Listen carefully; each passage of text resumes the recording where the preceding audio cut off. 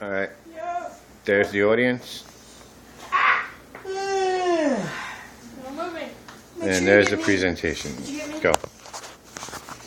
Hey, my informative speech is on the history of the New York Giants and why I think they are the best.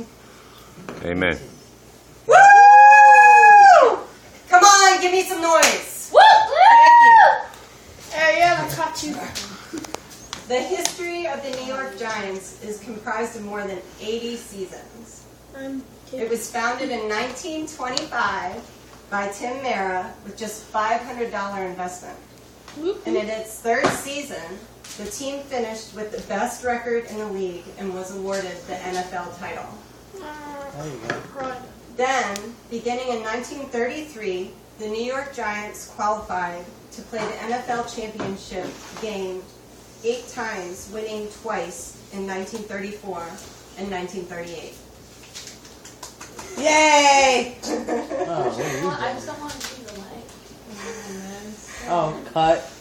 In 1958, they tied the Eastern Division regular season title with a 9-3 record by defeating the Cleveland Browns 13-10. Woo! On the last day of the season, they advanced to play the Baltimore Colts in the NFL championship game. This game would become known as the greatest game ever played and is considered a watershed moment in league history and marked the beginning of the rise of professional football into the dominant sport in the American market. The game was competitive. The Giants got off to an early 3-0 lead, then the Colts scored 2 touchdowns to take a 14-3 halftime lead. In the third quarter, New York's defense made a goal line stand, which became a turning point in the game. New York, who had trouble mounting drives to that point, then had a 95-yard drive which accumulated in a touchdown, making the score 14-10. You blooped it. They drove again in the fourth quarter with quarterback Charlie Connerly throwing a 15-yard touchdown pass to Frank Gifford to take the lead 17-14. The Colts put together one last drive with less than 2 minutes left. The standout player was receiver Raymond Berry, who caught 3 passes for 62 yards, the last one for 22 yards to the New York 13-yard line. With 7 seconds left in regulation, Steve Mara kicked a 20-yard field goal to tie the score 17-17, sending a game to overtime for the first time in NFL history.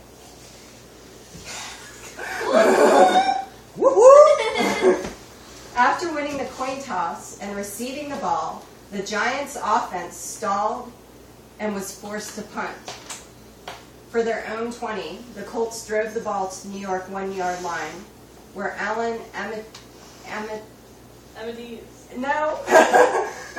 Amiche ran for a touchdown to give the Colts the championship.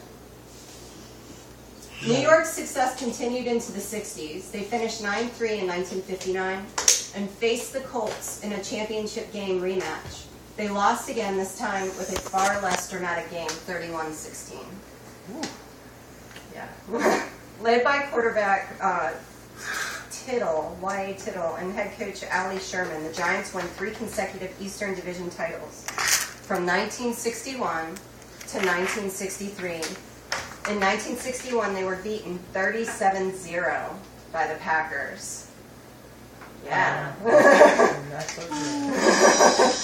In 1962, they went into the championship game with a league best of 12-2 record and a 9-game winning streak, but they lost to the Packers again, 16-7. The Giants finished with an 11-3 record in 1963 and faced the Bears in the NFL championship game.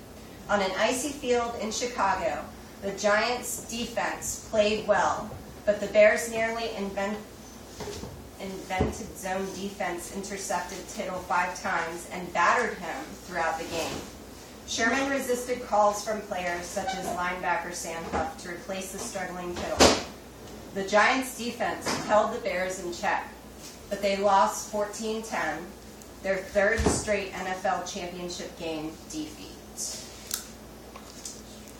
The Giants' run of championship game appearances, combined with their large market location, translated into financial success. By the early 1960s, the Giants were receiving $175,000 a game under the NFL's television contract with CBS. 4 times as much as small market Green Bay, which was one of the most successful teams in the era. However, in the league's new contract, the Maras convinced the other owners that it would be in the best interest of the NFL to share television revenue equally, a practice which is still current and is credited with strengthening the league. During the 10-year period from 1981 to 1990, they won 2 Super Bowl titles. In 1986, they won against the Broncos 39-20. In 1990, they won against the Bills 20-19. The Giants set a Super Bowl record for time of possession with a mark of 40 minutes and 33 seconds. And Otis Anderson was named MVP of the game after rushing 102 yards for a touchdown. Wow. Yeah, your eyes got on big, didn't they? From 1990 to 2000, the team had many struggles, to include losing their defensive coordinator, who left to become head coach of the Cleveland Browns. Parcells also decided to leave the Giants in the spring of 1991 to pursue a career in broadcasting. In addition, there was an ownership change in what had been one of the most stable frontline offices in professional sports. In February 1991, Tim Mara was diagnosed with cancer, and he sold his 50% interest in the team to Bob Tisch. The 2000 season was considered a make-or-break year for Fassel. The conventional wisdom was that Fassel needed to have a strong year and a playoff appearance to save his job. After 2 back-to-back losses at home against the St. Louis Rams and the Detroit Lions, the Giants fell to 7-4, and their playoff prospects were in question. At a press conference following the Giants' loss to Detroit, Fassel guaranteed that this team is going to the playoffs. The Giants responded, winning the next week's game against Arizona and the rest of their regular season to finish the season 12-4 and earn a bye as the NFC's top seed. The Giants won their first playoff game against the Eagles 20-10, and they defeated the Vikings 41-0 in the NFC Championship game. They advanced to play Baltimore Ravens in Super Bowl 10, 20,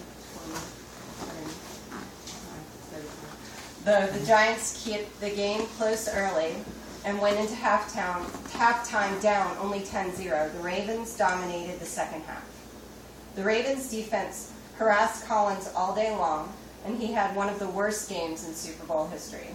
Collins completed only 15 of 39 passes for 112 yards and 4 interceptions, and the Ravens won the game 34-7.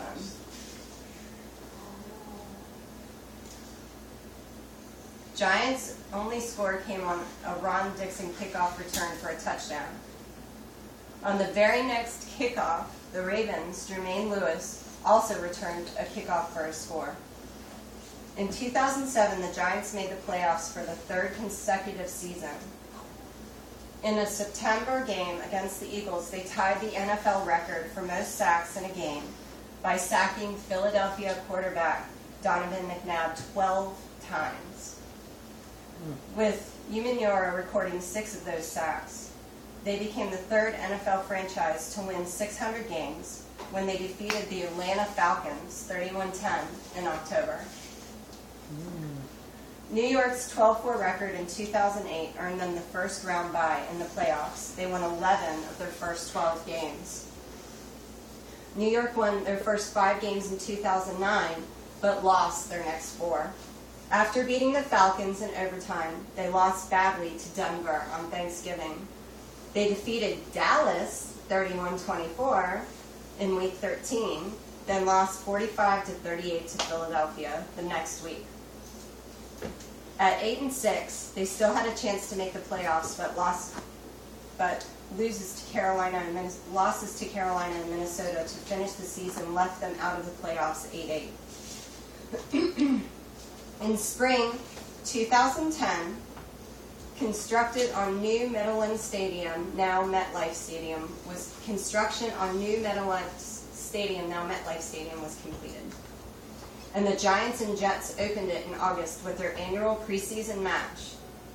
In the regular season, they won their home opener against Carolina 31-18, avenging their late season loss from the previous year. On January 8, 2012, in the first round of the playoffs, the Giants defeated the Atlanta Falcons 24-2. After giving up an early safety in the first half, quarterback Eli Manning threw for 3 consecutive touchdowns. Running back Bradshaw and Jacobs combined for 172 yards rushing, a season high for the Giants. With victory, the Giants advanced to the second round against the top-ranked Green Bay Packers. On January 15, 2012, the Giants defeated the Packers 37-20. Eli Manning threw for 330 yards and 3 touchdowns, 2 of which to wide receiver Hakeem Nicks. This earned the Giants a spot in the NFC Championship game on January 22, 2012 against the San Francisco 49ers. They won that game 20-17 in overtime, with Tynes scoring the winning field goal, as he did 4 years earlier in the same game against the Green Bay Packers. The New York Giants won Super Bowl, the one that just passed, against the New England Patriots with a score of 21-17. The winning touchdown was preceded by a 38-yard reception by receiver Mario Manningham. As in Super Bowl, I'm really bad at Roman numerals, thank you. Eli Manning was Super Bowl MVP, defeating Tom Brady for a second time in the Super Bowl. And that is why the New York Giants are the best.